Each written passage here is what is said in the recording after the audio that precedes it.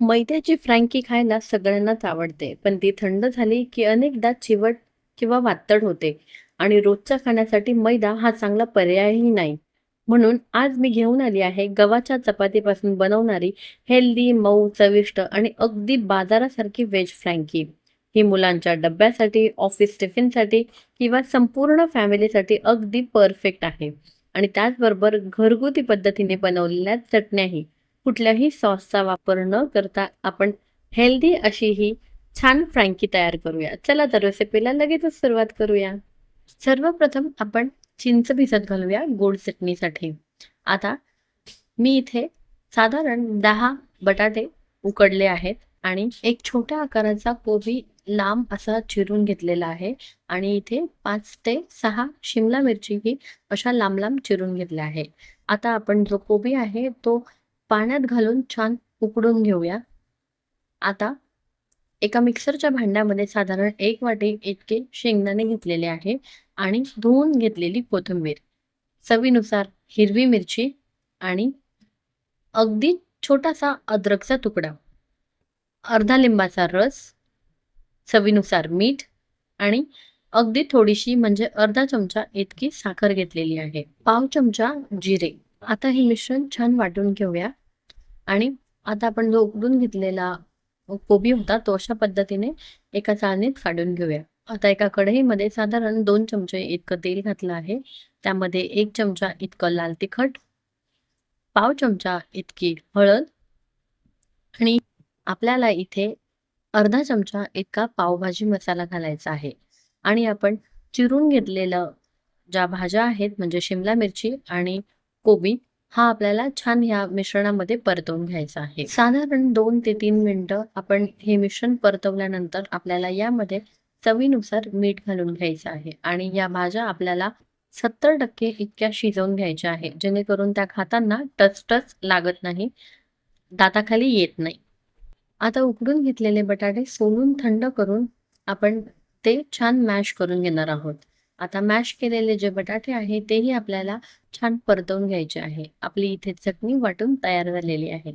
आता हे मिश्रण जे आपण तयार करून घेतलं होतं ते एका भांड्यात काढून घेऊया आणि बटाटा छान परतवून घेऊया. 2 चमचे तेलामध्ये 1 चमचा इतका पावभाजी मसाला घालून आपण हा बटाटा छान परतवून घेणार आहोत आणि यातही अगदी चवीनुसार मीठ घालायचं आहे आणि हे मिश्रण साधारण 2 ते 3 मिनिटं परतवून घ्यायचं आहे.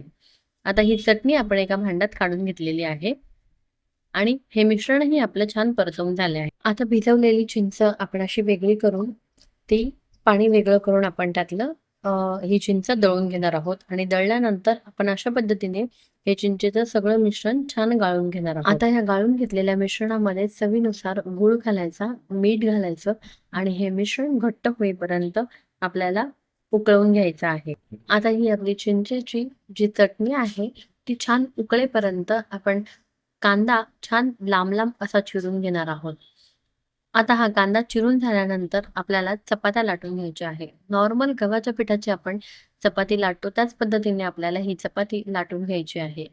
चपाती लाटल्यानंतर आपल्याला ही चपाती अगदीच अर्धवट अशी भाजून घ्यायची आहे आणि ही चपाती अर्धवट भाजल्यानंतर त्या चपातीवर आपल्याला अगोदर तिखट चटणी आणि नंतर गोड चटणी अशी पसरवून द्यायची आहे. तुम्ही व्हिडिओत बघू शकता.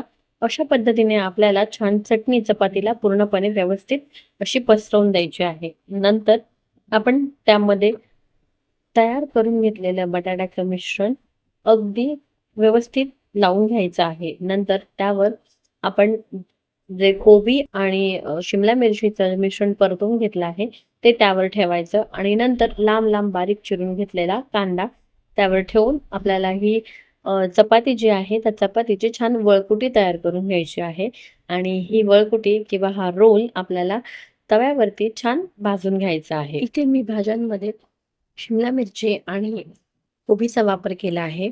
तुम्ही इतर तुमच्या आवडीनुसार कुठल्याही भाज्या यामध्ये घालू शकता, जेणेकरून तुमची जी फ्रँकी आहे ती अजूनच हेल्दी होईल. आता तवा गरम करून त्यावर थोडंसं तूप घालूया. तयार केलेली फ्रँकी दोन्ही बाजूंनी छान खरपूस रंग येईपर्यंत भाजून घेऊया. त्यामुळे फ्रँकीला सुंदर रंगही येईल आणि अप्रतिम चवही. अशाच पद्धतीने आपण एक-एक करून सगळ्या फ्रँकी छान खरपूस अशा भाजून घेणार आहोत. आता ह्या भाजून घेतलेल्या फ्रँकी आपण छान सर्व्ह करूया. तुम्ही फ्रँकी अगदी अशी पॉकेटमध्ये छान पॅक करून तुमच्या मुलांना देऊ शकतात किंवा अगदीच तुम्ही फ्रँकीचे छान 2-3 तुकडे करून त्यावर छानपैकी टोमॅटो सॉस घालून सर्व्ह करू शकता. कुठल्याही प्रकारे तुम्ही हे फ्रँकी तुमच्या मुलांना देऊ शकता. जर आजची ही हेल्दी गव्हाच्या पिठाची व्हेज फ्रँकी रेसिपी तुम्हाला आवडली आहे, तर एक लाईक तर बनतोच, नाही का?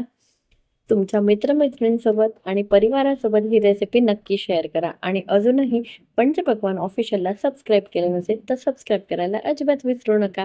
पुन्हा भेटूया अशाच हेल्दी रेसिपींसोबत. तोपर्यंत बाय बाय.